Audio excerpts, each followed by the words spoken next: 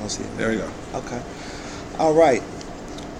How's everybody doing? This is entertainment writer Jerry Miller, Scoop Magazine, Scoop the Entertainment Source, and we're actually sitting here live. We got an exclusive for y'all right now.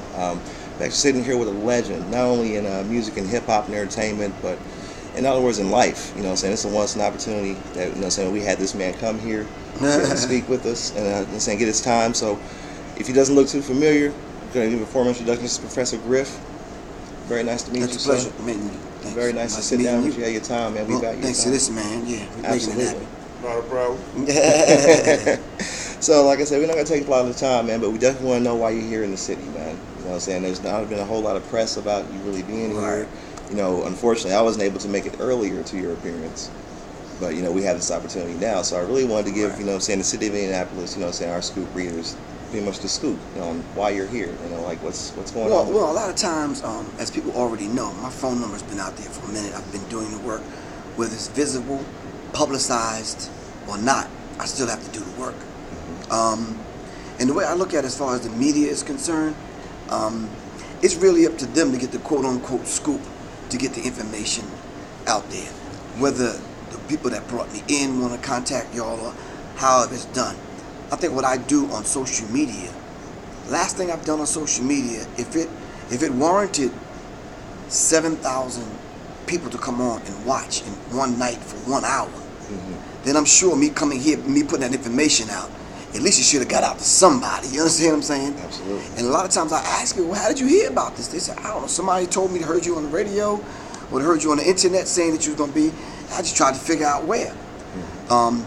Both of y'all can admit, man, this whole paradigm shift when it comes to putting information out about quote-unquote old school artists coming to town to do whatever, it's changed. People are not writing like they used to write. Yeah. You understand what I'm saying? The music industry is not even what it used to be. You understand what I'm saying? Somebody just got out of jail, just rolled something and smoked something, just ended up on TMZ or did something crazy in order to end up in a magazine nowadays. And all of that, I'm just not doing. I'm going to continue to do the work. So I'm here at the behest of a sister that has this event called the She Event. And I came in on my own dime just to speak to the people and to present my body of work, Symbology, the Psychological Covert War Hip Hop Book 2. And today I wanted to do something a little bit more intimate, and I wanted to do something a little bit more personal and upfront with people. So she had something at the loft, and I'm like, that's cool. That's how I like it. Sometimes, especially going through what I've been through, with speaking in front of 50,000 people in concert, sometimes it's cool, but sometimes you got to bring it on down and speak to a room full of people. Get a little bit more intimate. Exactly, because people want to know you're real. You want them to touch you. Can we take a picture? Can we kick it? Yeah. Can we? Yeah. So I'm that dude. Okay, so I mean, you know, we all know about your lifestyle. We know about, you know, saying the success you had with Public Enemy. They do. No. Well, you know, the majority of us do. Absolutely. So we all know about the lifestyle and, you know, saying the things that you've done, the things that you achieved as an artist, and, you know, saying to leave from that actual path and to be on the path that you're on moving forward. I mean, what was the cause of that? What was the cause of you leaving a lifestyle that you had put, you know, most of your work, your effort, blood, sweat into, and then to decide one day that, you know what, I'm going to try this other path? Well, that's not what happened. That's not right. No, that's not what happened at all. I was doing this before Public Enemy. That's see, people think Public Enemy made me. No, I was one of the ones responsible for making it. People think Public Enemy is this kind of machine that churns out and manufactures people like the Professor Griffs of the world. That's not the case. You know, me and the crew made that what it is. You understand? So this is what I was doing prior to that. Okay. It just wasn't high visibility. So to do this before Public Enemy, during Public Enemy, and now I'm doing it, and I never left Public Enemy. Okay. At that brief period, I was kicked out of Public Enemy for being extremely radical. You remember that? So yeah, then having to rejoin the brothers and continue to work. I've always done this work. You understand what I'm saying? So I never left it. I haven't seen the brothers in a minute because Chuck decided to do the Prophets of Rage thing. So I haven't really seen them. But I never stopped doing the work.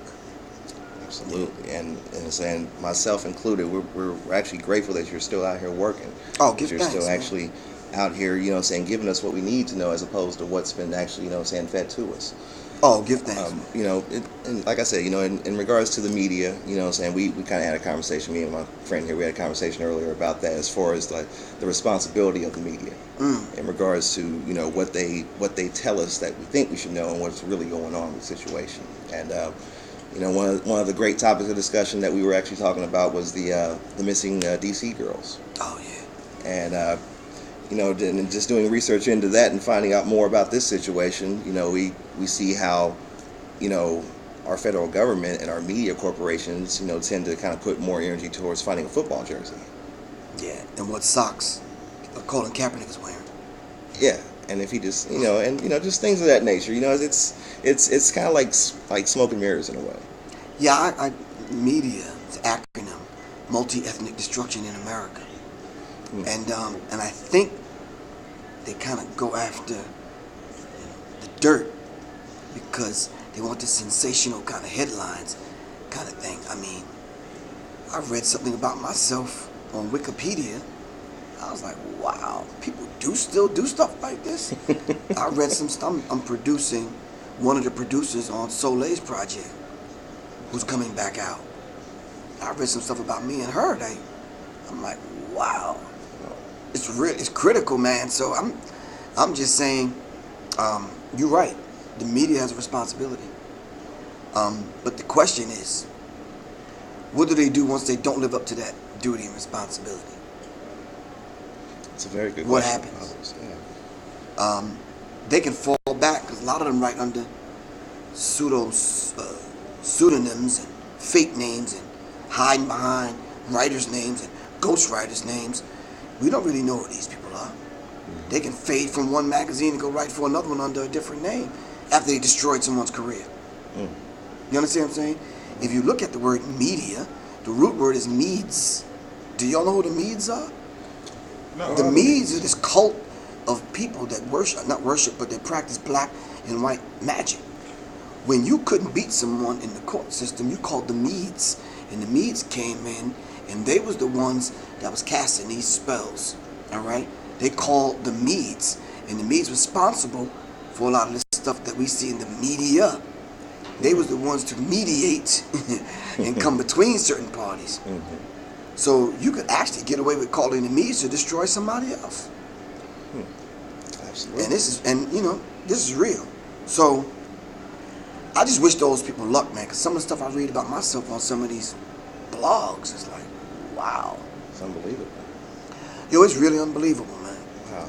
So I definitely want to talk a little bit more about the book, man. It's symbology. You know what I'm saying? We actually can see here it's actually book 2. So tell us more about book 1, man. And what can we expect from book 2 that that book 1 kind of maybe left off on, or maybe you had hit on a certain topic and discover something else. I mean, give us a little bit more background on Well, it. book 2 is actually all that juicy stuff that I didn't put in book 1 simply because I didn't want people to take it as though this is some crazy lunatic, crazy dude who got kicked out of Public Enemy, who was just putting some conspiracy stuff together. Right. Book 1 is solid.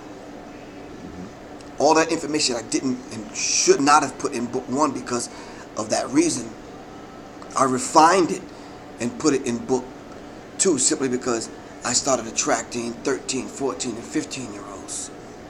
And being a 56-year-old man, like, what do you tell them without talking to them and getting permission from their parents to even speak to them? Sure. But the internet is a blessing and a curse, and it has made communicating with people now there's no filter. Absolutely Like no 14-year-olds calling me 2 in the morning like, yo, yada yada yada, what's up with page 39? You said so and so about Kanye West. You understand what I'm saying? So how do you have that conversation? That's crazy. Yeah. I said, well, what I laid out in book 2 was a foundational kind of work to get them to understand some basic things. And something very simple and basic. I never had access to the internet when I was growing up. There was no internet. You had to go to the library. Exactly. So that's a process that a lot of people just don't know.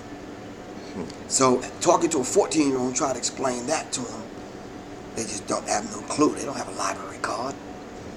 You understand what I'm saying? Having to go through microfiche and to do research, and then comparing certain books, and you'd have to have read both books to compare and do a comparison work and comparative work in order to fact check and make sure you're saying this point in the book on page 42 that is absolutely correct, and then putting the footnote there so they can research themselves. That's a lot of work, man. It's constructive research. Right. Then having to put the book in a language that Peanut, Twan, Tay Tay, and Kwee can understand. You understand what I'm saying? Because I could talk metaphysics and esoteric stuff all day, but if they don't understand it, what good is the book? Exactly. I understand. So it's a lot different. It's just that second album. It's a sophomore effort right here. Exactly. Okay. So the state of hip hop, man. You know, if you want to address it, if you could put it, you know what I'm saying, describe the state of hip hop as of today. Real brief, when someone asks that question about the state, they really mean, what is the mindset? What is the mind state? What is the feeling? What is the vibration? What is the energy that's going on in hip hop right now? Hip hop is still standing strong. It is one of the elements of hip hop that's not doing too well. You understand what I'm saying? Yeah. I come among graph writers, graffiti artists, and they're fine. Magic markers are still working, spray cans, we just find an empty wall to do it on, but nonetheless, that's fine. The breakdancers are still doing their thing. With some Bengay and some other stuff, they good. Get some rest night before right. they're good. The DJs are probably the ones making the most money. The Calvin Harrises of the world and all these cats making millions of dollars DJing. The companies that produce the controllers that the DJs use are making billions of dollars. So it's fine. But when it comes to these people that are supposed to be the guardians, the vocal and verbal, with these oratorical skills, all right, supposed to be the guardians of the oral tradition, they're not doing so well. And I think that's the first line of defense, so to speak, that people see when they view hip-hop through the lens of the media. And it's not doing too good. I say we probably have to give hip-hop, when it comes to rap, all right, mouth-to-mouth resuscitation. We have to bring it back to life, man. And I'm not sure if people have ever heard the song by Evanescence. You might want to look up that song. I think it's called Back to Life, or Bring Me to Life. Yeah. And outside of the genre of hip-hop, but it's not.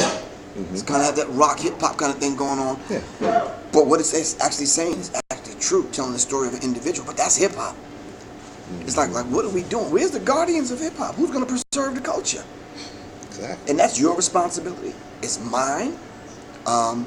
It's all of our responsibility. I'm just doing my job to pass this on. This is going to live a lot longer than Professor Griff. It's going to outlive.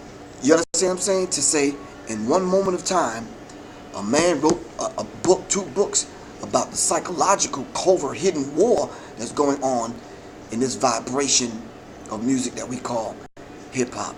And we'll be able to look back and say, well, damn, that was going on? You understand what I'm saying? Yeah. It's almost scary, man. It's almost scary that the corporate giants, the lawyers and the attorneys and the accountants, they won. They're the ones that have hip-hop in the chokehold, man. Do you realize how many hip-hop heads we've lost? In their 40s? Yeah. From Heavy D to Guru and Fife Dog and Young cats. They're young. 40s. Yeah, man. It's mind-blowing, man. Mind-numbing, yeah. Absolutely, man. So, moving forward, man, what more can we expect from you? You know what I'm saying, in regards to, you know what I'm saying, moving forward with, in regards to the book, you know what I'm saying, the book is definitely going to be out there. I'd love to get my hands on it and read it. Book 1 as well. Is there a third work on the, you know what I'm saying, on the horizon? Could we see a 3-peat come with Well, this? I wasn't going to do book 2. I kind of figured, since people have took this Illuminati thing and wrung it out, and I'd be sitting in the room and people would be having a conversation. I'm the one that wrote the book, but nobody will ask me anything. And I'm like, wow. Man. So I didn't even expect to write book 2, but I didn't want to go on my computer and keep bumping into this stuff and not put it in your hands. Right. So you can take it as a tool to educate some shorty somewhere. Got to pay it forward. Exactly. Pay it So forward. I did Atlanta Music Biz to educate young cats about the music industry, which is out of print, can't get it anymore. I did analytics, a series of interviews. That was the second book. Third book was book one to this, Psychological Covert War on Hip Hop. Then I did the Acapella Revolution.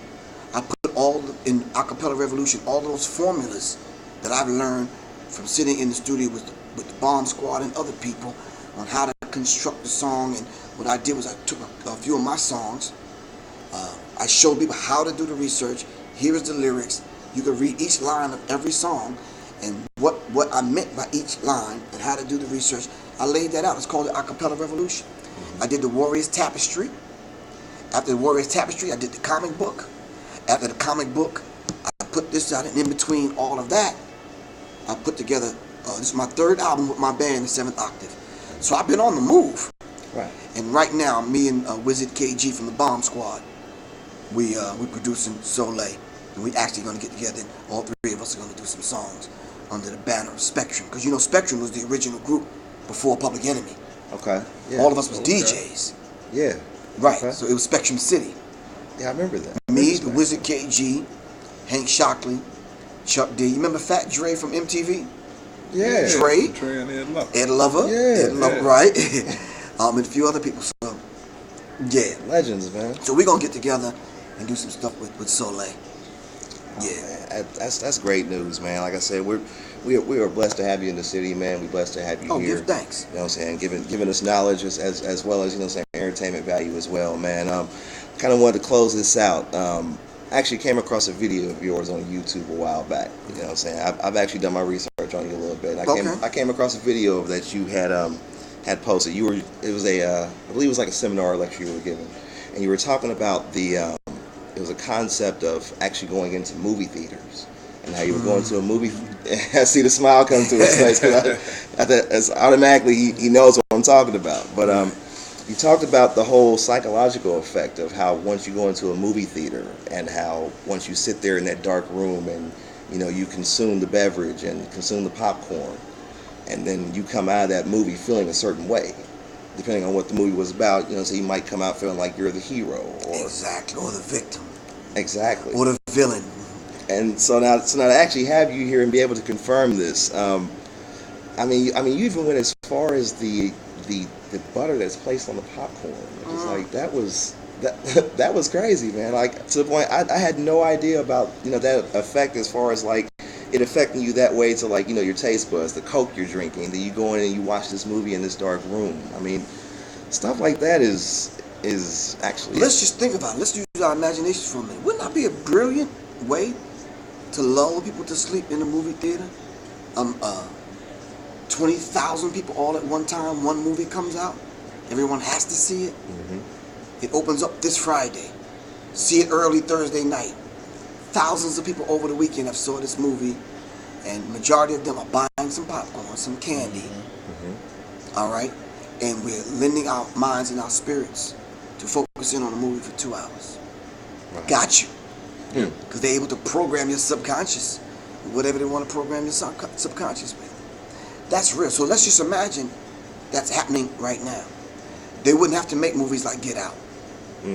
Because the movie Get Out speaks to exactly what you just said. I said in the clip on YouTube. He fell into a sunken place after being hypnotized. Her wringing a thing of tea with a spoon. He fell into the sunken place, a deep trance, and she was able to manipulate and control him. All right? That's happening right now as we speak. Why is it that most young rappers coming in the industry think nothing of learning the history? If us three went overseas, white people know our history. They know the music history. They come to the concerts. They'll buy all the memorabilia. They'll get the T-shirt. They'll take a picture with you. They support you. But if they become real fans, and we don't think to give back. You understand what I'm saying? Nowadays, these artists coming up, they don't think nothing of the fan, man. We should change that from fan, because fan tends to denote that there's a fantastic thing that's going on, which is the root word Right. to fantastic is fan or fantasy. So I'm weaving these stories in my book, or I'm weaving these stories in the movie, or I'm weaving these stories on my album. I'm in the booth weaving these stories. I got someone that believes in my story so much. You understand what I'm saying? Right. That now that person gonna follow me for life. I don't owe that person something. Yes, I do. I owe them at least a picture and an autograph, if nothing else. I owe them an interview. Right. You understand what I'm saying? And we don't treasure that anymore, man. We don't treasure that anymore at all. What's the dude name from Marvel Comics? Stan Lee. Stanley. Stan Lee. I saw a line zigzagging one time. I'm like, who? What's going on, man? I thought it was some rapper or something. It was this old dude, man, signing comic books. You understand what I'm saying? I was like, wow. As old as he is, he still does this for the people. You understand what I'm saying? Because yeah, that's what we owe the people. The people came out to see me today, not to serve me. I served them. And it was a very nice helping. Oh, give thanks, man. give thanks. So to answer your question directly, in short, that's still going on, man. We are being mentally and psychologically abused. Hence the term, the psychological covert war on hip hop. All right, if everything was fine, we wouldn't even have to write books like that. Absolutely. You cannot sit here and tell me everything's cool in music right now. Absolutely not. I can't tell you that. Answer this straight question face. for me then. Is all the good music behind us? I feel it is. I said that until I heard Kendrick Lamar, Okay. Bruno Mars. There's a couple of other artists I heard that's like, I'm like, wow. When I heard Bruno Mars, there's a resurgence of Prince and James Brown and Sly and the Family Stone. I'm like, okay, cool. When I heard Kendrick Lamar, I'm like, oh, so somebody really knows how to put it together Right. Yeah. sonically and uses lyrical skills to kind of get certain subjects across. It was beautiful to hear a subject, Right. not just mumbling some stuff. I'm like, cool, all right. All is not lost. Oh man. So I'm glad you pointed that out because I was with him. I thought it was over for us. Yeah. yeah, I mean, I felt like there were a few that may could be a saving grace, but just moving forward, man. You Just, heard this group? I forgot the guy's name, but they did this song Black Elvis. I'm not familiar. Black I've Elvis. heard of Black Beatles. Black Beatles. Black Beatles. Yeah. It's Who Ray was that Shrimmer. guy? Who? Ray Shrimmer. Ray Shrimmer. Yeah. But you know, you pronounce that backwards. It's drummer's ear. So. But you know something? When I heard it, I'm like, whoever this guy is, he's hearing something different, and he's causing me to hear it. Yeah. And I'm like, okay, he doesn't have to be. I guess he said to himself, I ain't got to be the best singer. I'm gonna do the damn thing. I ain't even got to be the best rapper, but I got this song in me that I need to get out. Exactly. Right. You understand what I'm saying? Right. I was like, wow, okay. And I heard it just by chance because, you know, my children play music. And I'm like, okay, what's that? Who's that? And I kept hearing it. You understand what I'm saying? Then I had to surrender. I'm like, all right, it's dope. You know how you try to fight it as an old man? It's like, okay, it's dope. Gotta go ahead and give it its due. Yeah, I gave it its due. What's the last concert y'all went to? Last concert I went to, we actually we've had a lot of shows here just in the past month of March. We actually were at the Locks. Locks Played National Yeah. Center early March, man. Shout out to M80. Shout out Alright. to M. Eddie, Matthew Markoff. Yeah, it was a great show, man. They came through and what felt like, you know what I'm saying, an eternity for them to get there. Once they got there, man, they rocked it for nearly 2 hours, man. I mean, Oh, wow, that's a show. they did, Wow. man. They had really came out there and gave us a show, man. The new stuff sounds great, and then they dipped into the Oh, catalog. that's beautiful, man. That's. I noticed a lot of the old school artists are on tour now. Yeah. Yeah. I went to 5 concerts. I was blown away. Oh, yeah. I seen The Time. I seen Lakeside. I seen a whole bunch of groups. Charlie Wilson with Johnny Gill and Fantasia. I seen Avant. I seen all kind of artists, man. Wow. Yeah, so It's definitely a busy time in entertainment. It Yeah. definitely is, man. But like I said, you know, to be able to have a legend such as yourself come to the city, man, bless us with knowledge. You know what I'm saying? Bless us with entertainment. give thanks, man. Hopefully I'm gonna come back on that other tip because I picked my sticks back up because you know I'm a drummer. Oh, Yeah, I used to didn't play. know I'm a that. drummer. Yeah, I used to play percussions. So I'm picking the sticks back up, and we're gonna put something together, something kind of different, something kind of unique. We in the lab right now putting that formula together, man. Yeah. Definitely, man. We would love to get the scoop on that as well, man. Oh, definitely, man. Definitely. My number 678-557-2919. It's right here in the book. I got a book for you. All right. It's right here in this book. Psychological Covert War Hip Hop Symbology. All right, man. So, like I said, we're going to sign off, man. This is Jerry Miller with Scoop Magazine giving you exclusive, man. Professor Griff, man. My brother, keep doing what you do, man. Thanks, man. Thank you for your time. Yeah, thanks. All right. Peace. Signing off, everybody. We're out. All right.